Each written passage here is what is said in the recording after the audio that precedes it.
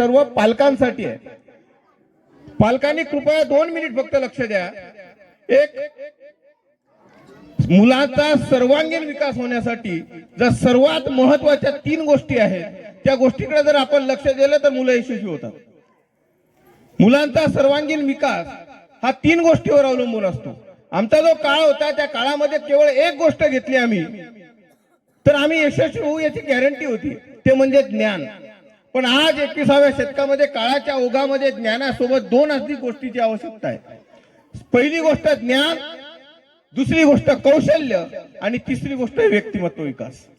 या त्रिवेणी संगमातूनच मुलं घडवले तरच मुलं यशस्वी होतील, हे प्रत्येक पालकांनी आज लक्षात घातलं पाहिजे.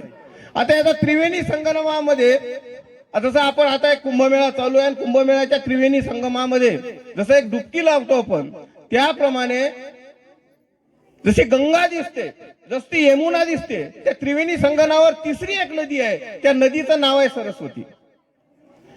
मुलांमधलं ज्ञान आपल्याला दिसतं. म्हणजे या कोचिंग क्लासेसच्या माध्यमातून जे मुलं आयुष्यामध्ये खूप मार्क्स मिळवतात त्यांचं ज्ञान आपल्याला दिसतं, त्यांचं कौशल्य आपल्याला दिसतं. पण तिसरी एक गोष्ट आहे जी सरस्वतीच्या रूपानं मुलाच्या अंतःकरणामध्ये आहे, ते म्हणजे त्याच्यामध्ये असलेलं व्यक्तिमत्व.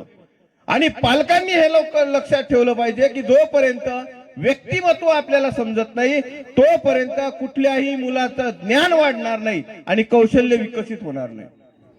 आता हे जे मी सांगतोय थोडंसं टेक्निकल होत असेल तर मी एक कहाणी सांगतो, तुमच्या सर्वांच्या लक्षात येईल की मला नक्की काय म्हणायचं आहे. व्यक्तिमत्व विकास म्हणजे काय, ज्ञानार्जन म्हणजे काय आणि कौशल्य विकास म्हणजे काय.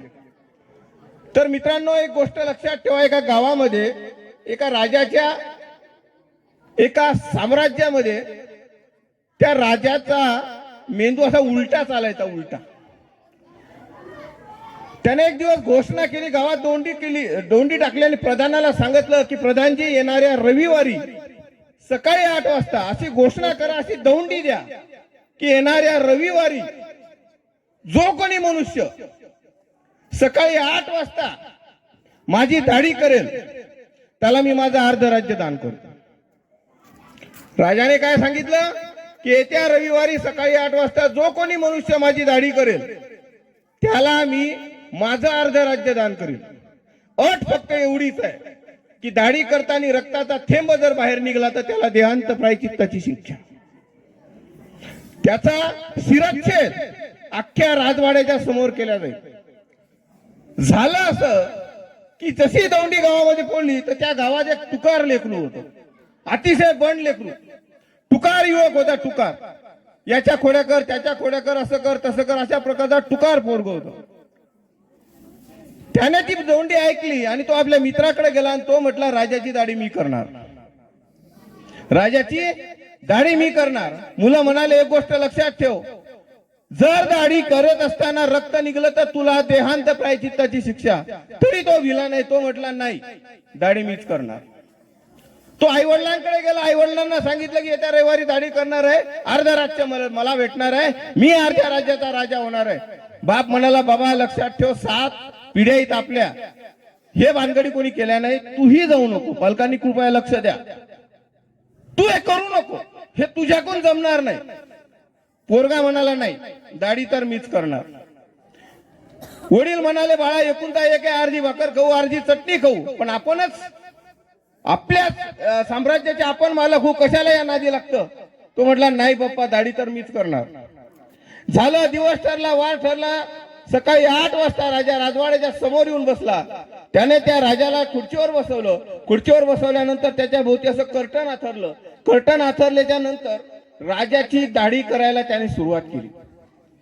त्यावेळेस पुऱ्या गावकी भावकी डावकी जे काही लोक असतील ते सर्व तिथं हजर झाले. आता तुम्हाला सर्वांना माहिती आहे, गावातली माणसं यासाठी कधी हजर नसली झाली की हा या राजाची दाढी करेल आणि हा आमचा पुढचा सम्राट होईल, हे बघण्यासाठी नाही होतं केलं. साहेब, अख्खा गाव यासाठी आलं होतं की आपल्याला माहिती आहे रक्त निघणार आहे, हा मरते कसा हे पाहायला. आता झालं असं की राजाची दाढी करणं सुरू केली. हळूहळू हळूहळू हळूहळू हळूहळू त्या मुलानं त्या राजाची दाढी केली आणि आचार्य म्हणजे ज्यानं कधी कुणाची दाढी नव्हती केली त्या विद्यार्थ्याने त्या युवकाने त्या राजाची दाढी केली आणि रक्ताचा एक थेंब सुद्धा आला नाही. मग गावात असेच नगारे वाजायला लागले, गुलाल उधळायला लागले, सगळं त्याचं स्वागत वगैरे सगळं झालं.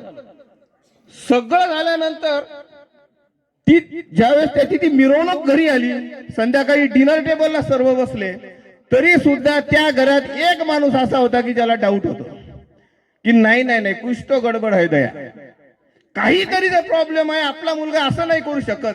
जो भलेही राजाचा अर्धा राज्य त्याला मिळाले असेल, पण दाढी जर केली तर रक्त निघलं नाही, काहीतरी फॉल्ट आहे.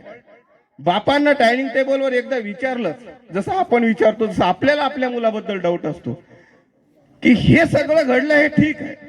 आम्ही 8 दिवस झाले तुला सांगून राहिलो राजाचं दाढीचं रक्त निघालं, तू मरशील, रक्त निघल तू मरशील. मित्र सांगतात, घरचे सांगतात, अख्खं गाव सांगून राहिलं, तरी तू दाढी केलीस, अर्ध राज्य मिळवलं. तुझ्या हे लक्षात नाही आलं का की जर रक्त निघलं असतं तर तू मेला असता. पोरगा म्हणाला, पप्पा गोष्ट अधुरी आहे, कहाणी अधुरी आहे, तुम्ही ही कहाणी ऐकली नाही. तर काय अधुरी आहे म्हणे, राजानं काय घोषणा केली होती की दाढी करत असताना जर रक्ताचा थेंब निघाला तर देहांत प्रायश्चित्ताची शिक्षा. तुमच्या लक्षात एक गोष्ट आली नाही म्हणे, तो राजा मूर्ख आहे. कसा काय? सिंपल आहे म्हणे, ज्यावेळेस मी त्याच्या दाढी करायला घेतली, ज्यावेळेस त्याच्या भोवती ते कर्टन आथडलं, त्यावेळेस म्हणे त्याची मान माझ्या हातात होती म्हणे आणि वस्त्रा माझ्या हातात होता. जर कदाचित जर राजाच्या दाढीतून रक्त निघलं असतं ना म्हणे, तिथल्या तिथं राजाचा गळा कापला असता. आणि राजेशाही पद्धतीचा नियम आहे, एका राजानं दुसऱ्या राजाला मारलं तर अख्खं राज्य आपलं असतं. प्रॉब्लेम काय म्हणे, उलट रक्त निघायला पाहिजे होतं. जर रक्त निघालं असतं तर अख्खं राज्य माझं असतं. प्रॉब्लेम काय झाला, रक्त निघालं नाही, मी अर्ध्यावर समाधान मानायला लागलो. तुम्ही 8 दिवस झाले मला परेशान करून राहिले म्हणे, रक्त निघाल रक्त निघाल, रक्त निघायलाच पाहिजे होतं. कहाणीचा मर्म पालकांनी आणि विद्यार्थ्यांनी लक्षात घ्या काय आहे. यामध्ये त्या मुलाच्या व्यक्तिमत्वाचा जो परिणाम आहे किंवा तो भाग आहे तो आहे डेअरिंग, जी आजपर्यंत त्याच्या वडिलांनी पाहिली नाही, गावांनी पाहिली नाही. धडाडी कदाचित त्याला ती भेटली नाही. काय आहे व्यक्तिमत्वाचा जो पार्ट होता तो होता धडाडी. आणि त्यानंतर नॉलेज, त्यानंतर स्किल काय आहे, दाढी करणे. आणि त्याच्यानंतर काय, ज्ञान. पूर्वीच्या काळी ज्ञान घे, अभ्यास कर आणि मग नंतर स्किल शिक आणि नंतर व्यक्ती डेव्हलप कर, ही आमची पद्धत होती. आमची पद्धत आता चुकवा. इथं प्रत्येक पालकाने लक्षात घ्या, पहिले आपल्या मुलाचं व्यक्तिमत्व समजून घ्या, नंतर स्किल शिकवा आणि मग त्याला नॉलेज द्या. आपल्याला उलट्या मार्गाने क्रमण करावं लागेल, कारण ज्ञान हे आज जेवढं सोप्या पद्धतीने उपलब्ध आहे तोपर्यंत कधीच नव्हतं. त्यामुळे ज्ञान जे आहे ते उलट्या पद्धतीने न देता सर्वप्रथम आपल्या मुलांचं व्यक्तिमत्व समजून घ्या, त्याच्यामधलं स्किल डेव्हलप करा आणि त्या स्किलसाठी गुगलवर असो का पुस्तकातून असो त्याला ज्ञानाची काय गरज आहे हे पालकांना समजावून सांगितलं पाहिजे. बावरे सर, तुम्ही मला बोलवलं, अतिशय कमी वेळामध्ये आपण ऐकून घेतलं, त्याबद्दल मी तुमच्या सर्वांचं आभार मानतो. जय हिंद, जय महाराष्ट्र. धन्यवाद. धन्यवाद सर. अतिशय